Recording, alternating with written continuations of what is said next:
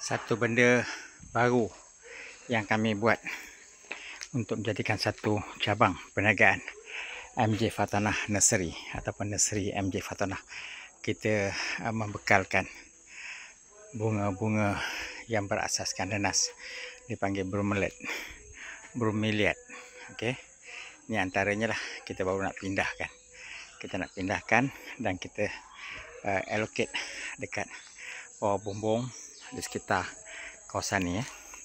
Nanti kita akan susun cantik-cantik, jadikan satu area baru nursery MJ Fatonah. Jadi boleh beli, boleh datang, boleh tengok. Ini kita punya bunga-bungaan lah. Ini bunga kita banyak depan, lebih pada 5,000 pot yang kita ada. Nanti kita longgokkan dekat mana? Dekat kawasan yang dulunya terbiar, 20 tahun terbiar. Ini kita buat rak sikit. Nanti kita akan kemaskan balik dan kita jadikan pusat ni, pusat nursery kita. Ni area ni akan jadi nursery kita. Tu rumah kami. Ini area ni nursery kita, bersebelahan dengan kandang lembu dan juga bersebelahan dengan rumah sembelih. Bersebelahan dengan rumah sembelih. Ini kambing yang kita akan sembelih kejap lagi untuk akikah. Siap masak kari. Siap masak kari.